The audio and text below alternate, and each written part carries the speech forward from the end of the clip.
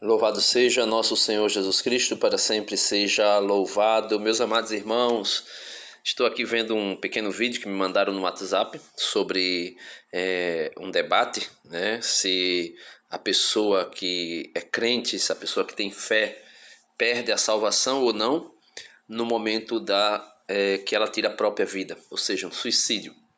E tem um pastor calvinista que vai defender que a pessoa não perde a salvação, porque ela foi salva e Deus já perdoou de antemão todos os pecados que ela cometeu, teria cometido no seu passado, e também perdoou até os que ela iria cometer no futuro.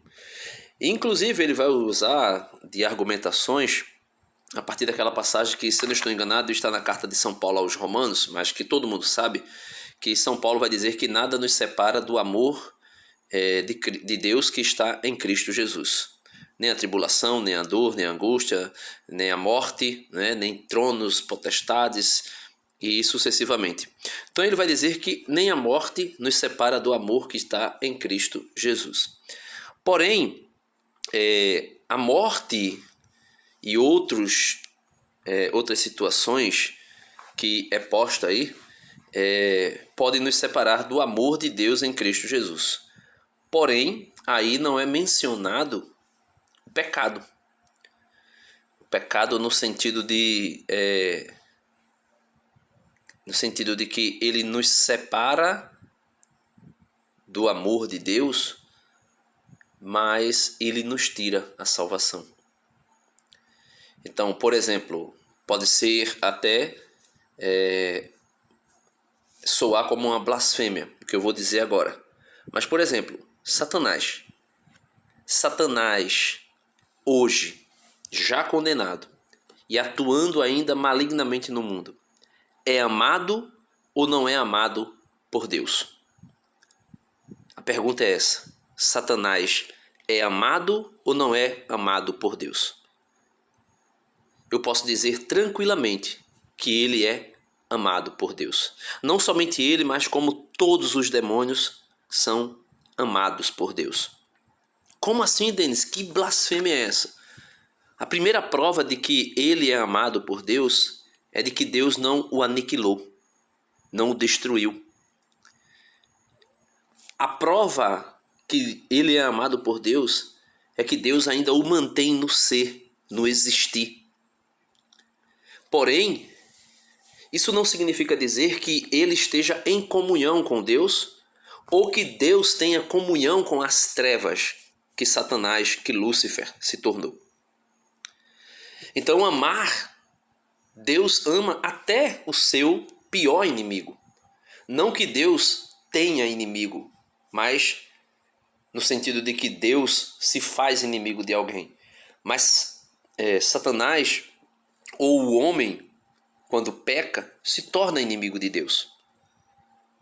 Então, quando Adão e Eva pecou, se tornaram inimigos de Deus. Por isso é dito por São Paulo que o muro de inimizade que nos separava foi destruído, foi quebrado por Jesus Cristo. Porém, para Satanás não há mais perdão depois que ele foi precipitado dos céus.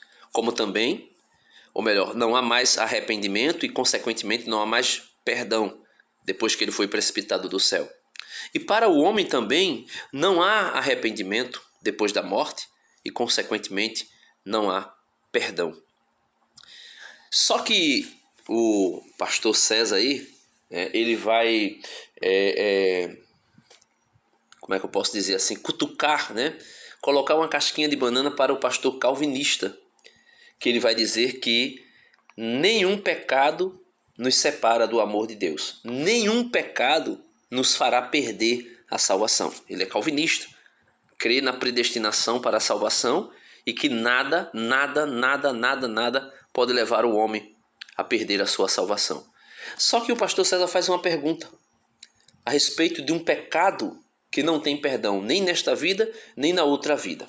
Apesar que a definição desse pecado, que é colocada pelos pastores, que eles resumem apenas observando o significado ou a etimologia da palavra, que é blasfêmia.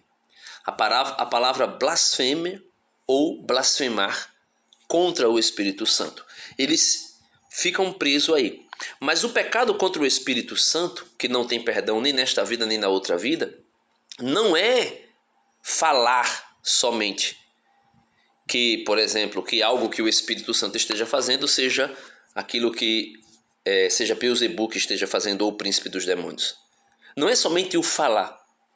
O pecado contra o Espírito Santo, que todo mundo, com exceção de alguns protestantes, é a rejeição da graça de Deus. É resistir à graça de Deus. É persistir na incredulidade, no pecado, na desobediência e resistir à graça de Deus. Isso nós podemos ver claramente ao longo de toda a história da salvação. Mas o pastor calvinista aqui acaba escorregando, acaba dizendo que alguém pode perder a salvação. Porém, ele vai inventar, fazer um marabalismo para inventar que hoje em dia não. Veja.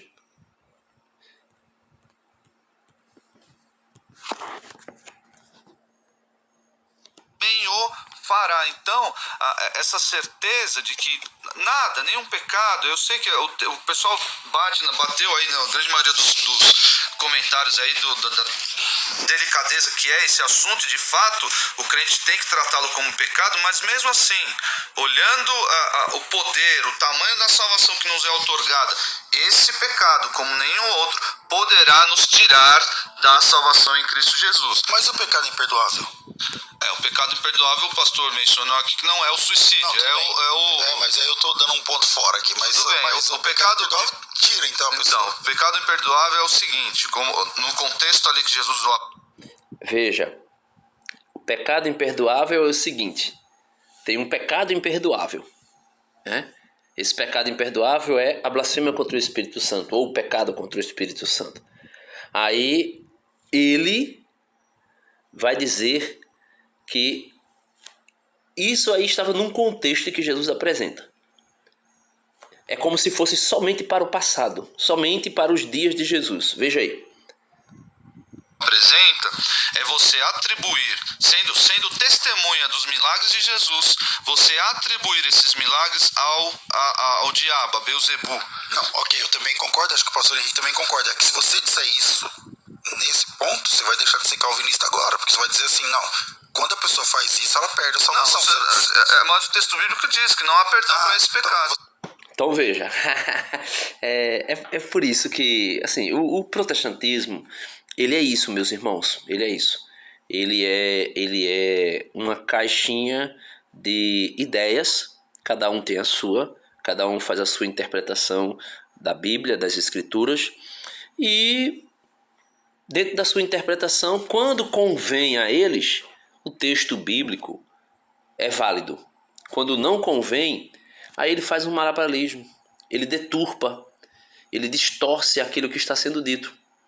Veja aí agora, preste atenção. O pastor César disse, se você disser que esse pecado não tem perdão, então você deixa de ser calvinista agora. Por quê? Porque para o calvinista, como ele dizia anteriormente, para o calvinista não existe pecado nenhum que o separe da salvação, que faça ele perder a salvação. Por quê?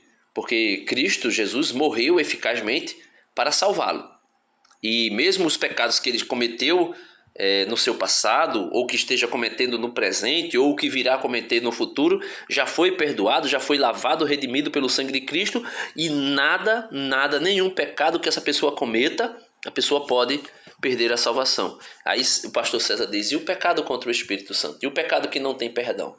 Aí ele vai dizer, sim, a Bíblia diz, Jesus menciona ali naquele contexto que não tem perdão. Mas vamos ver aqui o marabalesco que ele faz agora.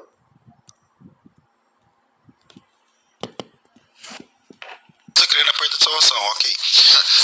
Naquela época, nos dias de Jesus. Tinha, agora não tem mais. Não tem mais. Certo. Porque esse pecado não é mais para cometer. Certo. Pastor Henrique. Pronto, aqui eu encerro o vídeo, mas veja, naquela época, no tempo de Jesus, veja, naquela época, no tempo de Jesus, existia um pecado que fazia a pessoa perder a salvação, porque era um pecado imperdoável.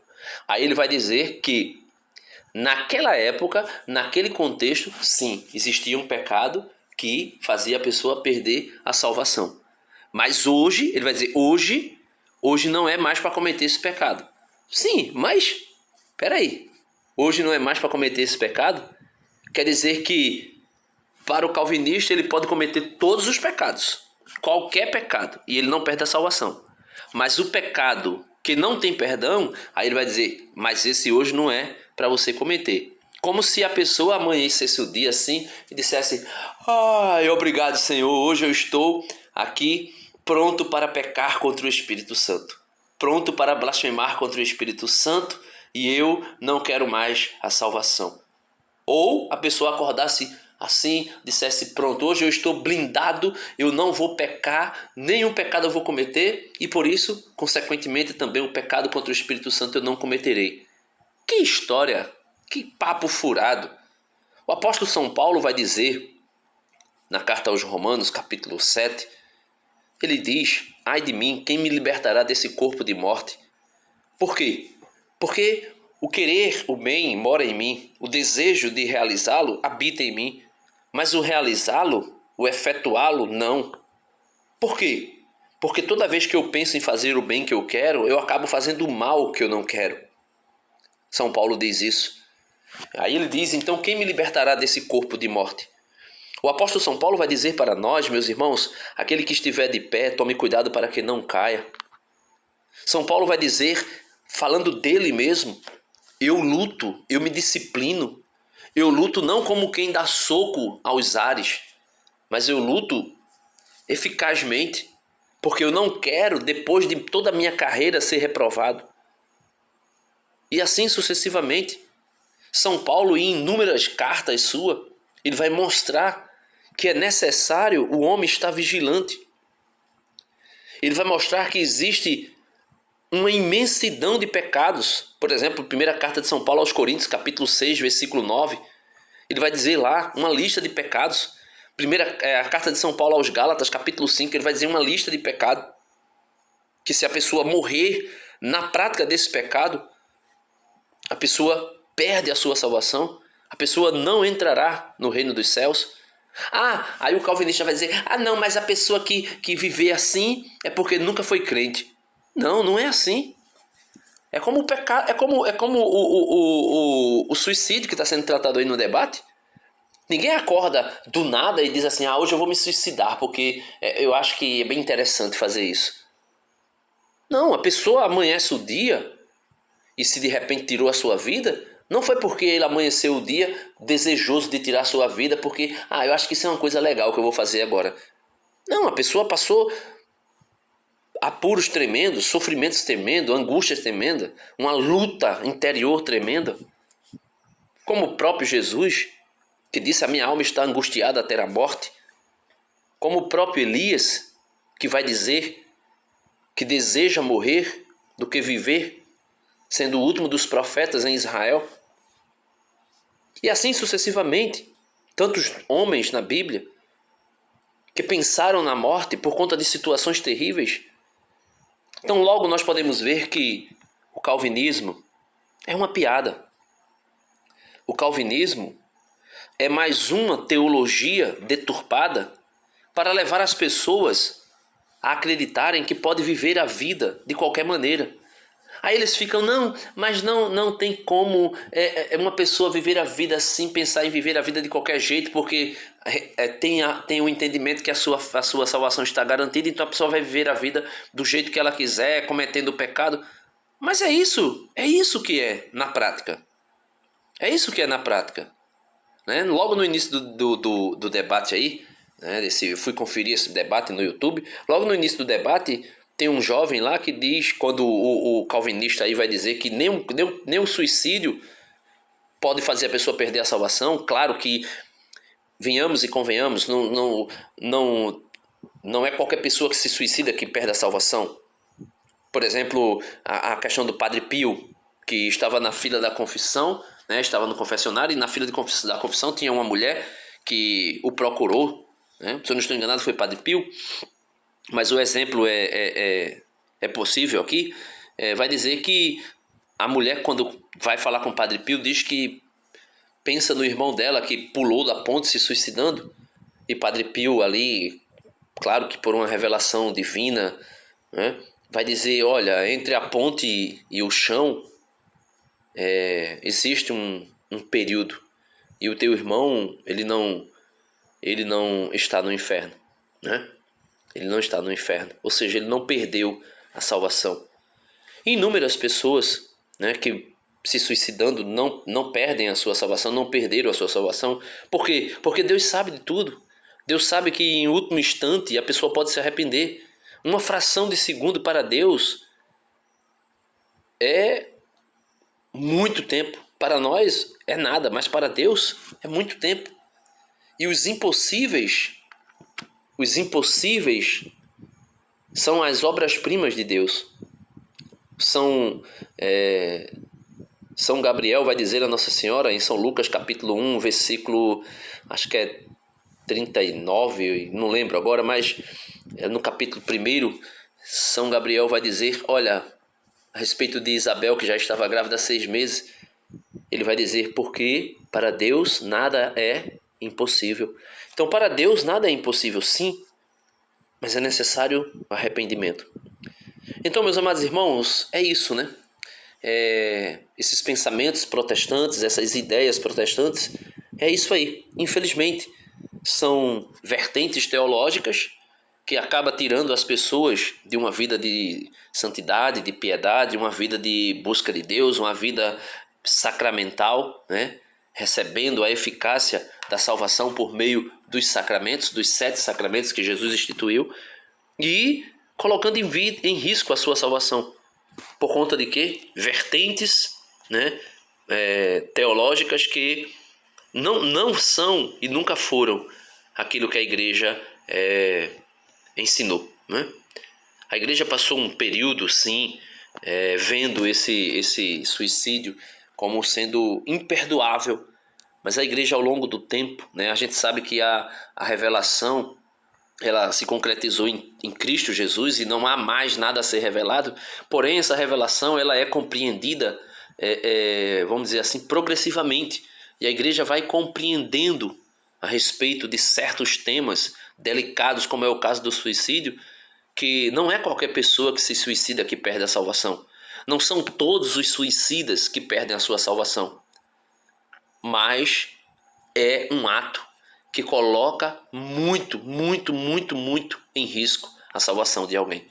Então que Deus nos abençoe, que Deus nos livre dessa maldição que é o suicídio, que tem atacado tantas pessoas, inclusive pessoas dentro da igreja, padres e até pastores protestantes têm morrido, né, se suicidado.